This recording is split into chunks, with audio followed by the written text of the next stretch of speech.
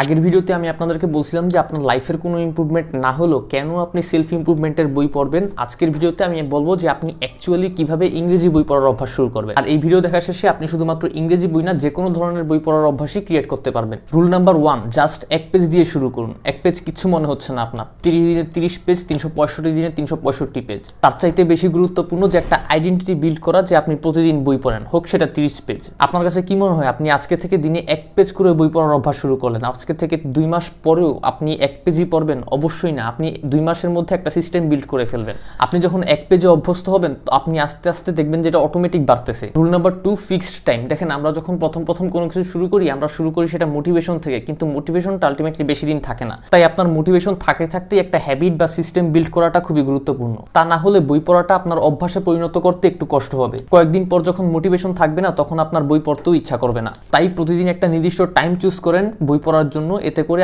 এই জিনিসটা আপনার একটা অভ্যাসে পরিণত হবে। তো আশা করি এখন বুঝতে পারছেন যে যারা কোনো একটা গোল সেট করে এবং আলটিমেটলি সাকসেসফুল হয়, তাদের সাথে যারা গোল সেট করে কিন্তু কয়েকদিন পর ভুলে যায় বা সাকসেসফুল হতে পারে না, তাদের সাথে পার্থক্যটা আসলে কি। তো প্রতিদিন একটা নির্দিষ্ট সময় ফিক্স করেন বই পড়ার জন্য, এতে করে বই পড়াটা একটা সিস্টেম বা অভ্যাসে পরিণত হতে আপনার অনেক সহজ হবে। Number 3, tracking. আপনি যদি বুলেট জার্নাল সম্পর্কে না জেনে থাকেন, আপনি আমার এই ভিডিওটা দেখে আসতে পারেন, লিংক ডেসক্রিপশন বক্সে। আপনি যেদিনই বই পড়বেন সেদিন রাতে জাস্ট একটা টিক দিবেন। মনে করেন আজকে মাসের 1 তারিখ এবং আপনি আজকে বই পড়ছেন, আপনি জাস্ট এই ঘরটা ভরাট করে দিবেন। এটা করার সুবিধা হচ্ছে, আপনি যখন 7 দিন, 10 দিন বা 20 দিন পর দেখবেন যে আপনি একটানা এতদিন বই পড়েছেন, তখন আপনি নিজেকে নিয়ে একটা স্যাটিসফ্যাকশন ফিল করবেন, যেটা কিনা আপনাকে আলটিমেটলি প্রতিদিন বই পড়ার জন্য আরো পুশ করবে। আপনি একটা মোটিভেশন পাবেন, আপনি আর উইল পাওয়ারটা কমবে না।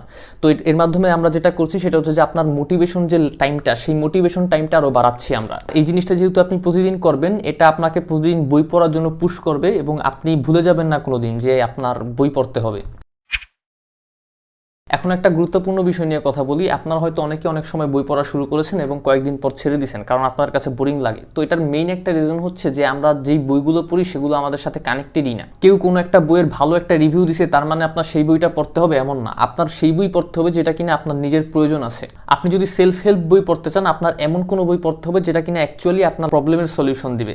আপনি আমাকে জিজ্ঞেস করতে পারেন যে আপনার যেই বই প্রয়োজন সেই বই সম্পর্কে আপনি জানবেন কিভাবে। এই কোশ্চেনটা আসলে আপনি 2020 সালে বা আরো 5 বছর আগে করতে পারতেন, কিন্তু এখন এই ধরনের কোশ্চেন মানায় না। আপনি চ্যাট জিপিটিতে যান, আপনার প্রবলেমটা বলেন। আপনি হয়তো অনেক ডিপ্রেসড, অথবা আপনি অনেক অলস, অথবা আপনার অনেক অ্যাম্বিশন আছে কিন্তু আপনার কোনো অ্যাকশন নাই, আপনার যে কোনো কিছু হতে পারে। সেই প্রবলেমগুলো আপনি চ্যাট জিপিটিতে বলেন এবং বইয়ের সাজেশন চান। চ্যাট জিপিটি আপনাকে একদম বেস্ট বইগুলোর সাজেশন দিবে। এই বইগুলো কিনবেন কোত্থেকে? আপনি গুগলে গিয়ে সেলফ হেল্প বুক শপ লিখে সার্চ দেন, আপনি অনেকগুলো বইয়ের শপের ওয়েবসাইট পেয়ে যাবেন। তো প্রথমে আমাদের হচ্ছে বই পড়ার অভ্যাসটা আগে তৈরি করতে হবে, দেন আপনি দেখবেন যে আপনি বিভিন্ন ধরনের বই পড়ার প্রতি অটোমেটিক ইন্টারেস্টেড হয়ে যাচ্ছেন। সবশেষে এমন একটা ব্যাপার নিয়ে কথা বলবো যেটা কিনা বই পড়া শুরু করার আগেই অনেককে শেষ করে দেয়, পারফেকশনিজম। আমি সব বুঝতে পারতেছি না তাই পড়বো না, ইংরেজি শব্দ ওয়ার্ড বুঝি না, একটু পরে সময় নিয়ে পড়বো, এই ধরনের চিন্তা ভাবনা সবসময় মাথার মধ্যে ঘুরে।